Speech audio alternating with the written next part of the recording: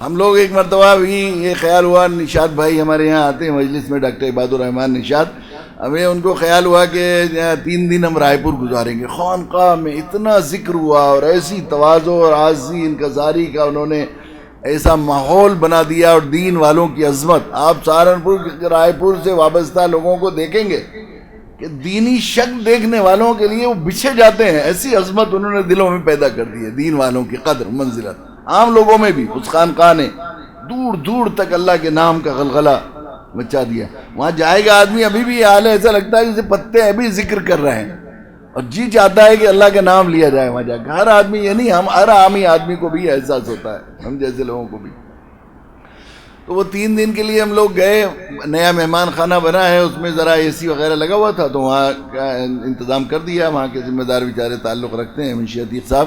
ہمارے ساتھی غفران صاحب، ماسٹر غفران صاحب ہیں، وہ انہوں نے کہا کہ نہیں، وہ ان کی خواہش یہ ہے حضرت مفتی صاحب کی اور دوسرے لوگوں کی، تو آپ تو جہاں حضرت کا حجرہ تھا وہیں قیام کر لیں. میں نے کہا ٹھیک ہے، بہت بہتر ہے. وہیں وہ ایک چارپائی بچھا دی گئی. ہم لوگ دن میں کہیں گئے تھے ذرا کسی پروگرام سے، رات کو پہنچے تو میں تکیے کے نیچے میں نے دیکھا کہ کوئی کاغذ ہے، کھڑ کھڑ کر رہا ہے، ذرا بار بار کروٹ لے رہا تھا، میں یاد کر رہا تھا، تو اس کے اندر کاغذ ہے کوئی رکھا ہوا. تو میں نے اٹھا کے دیکھا، موبائل کی لائٹ جلائی تو حضرت کے نام کوئی دعوت نامہ تھا. حضرت مفتی عبدالقیوم صاحب رحمۃ اللہ علیہ وہاں کے وہ ذمہ دار تھے اور بزرگوں میں تھے ہمارے، ان کے نام ایک لیٹر تھا وہ رکھا ہوا تھا. تو میں نے اسے لیٹر کو اٹھا کر اوپر الماری میں رکھ دیا. میں نے کہا بار بار آواز آئے گی کاغذ کی تو نہیں ہوگا. دوسرے روز ہم لوگ گئے، پھر واپس کہیں گئے، پھر رات کو پھر انہوں نے کہا کہ آپ کا تو آج بھی سونے کا وہیں ہے، وہاں سونے گیا.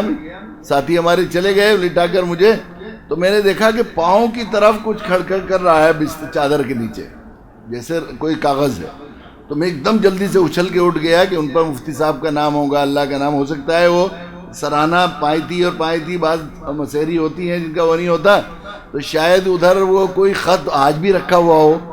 تو میں نے اٹھایا اور اٹھا کر جو ہے میں نے چادر اٹھائی تو وہاں 500 کے نوٹ 20,000 روپے اس طرح پیروں کے نیچے بچھائے ہوئے تھے. اس میں ایک چھوٹا سا پرچہ تھا، ہدیہ مسنونہ آپ کا ایک خادم و محب، من جانب آپ کا ایک خادم و محب. میں نے اکٹھے کیے اس میں سے پیسے، اور پیسے لینے کے بعد پھر میں نے رکھ لیے. اس وقت رات ہو گئی تھی، دیر ہو گئی تھی، 11 بجے. صبح کو جا کر میں نے خانقاہ میں ان سے جو ذمہ دار تھے منشی عتیق صاحب کے، کسی نے حضرت کے لیے دیے ہوں گے پیسے، یہ رکھ لیے کہ نہیں حضرت کے تو وہاں 50 روپے بیچتی نہیں ہے تو آپ ہی کے لیے دیے. میں بہت اصرار کرتا رہا. یہ اب سے 8 سال پرانی بات ہے، 8-10 سال پہلے 20,000 روپے کی خاصی اہمیت ہوتی ہے.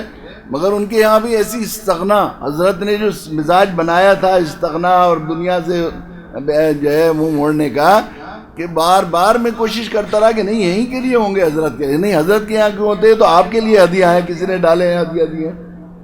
تو میں نے کہا اچھا خانقاہ کے خرچ میں آپ اس کی رسید کاٹ دیجیے.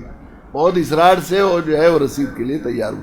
مگر میں اس پیارے بچوں میں اس وجہ سے میں نے یہ واقعہ سنایا کہ انہوں نے دنیا سے منہ موڑا اور اللہ کے دین کی خدمت کے لیے سب کچھ چھوڑ کر یکسو ہو کر آ گئے.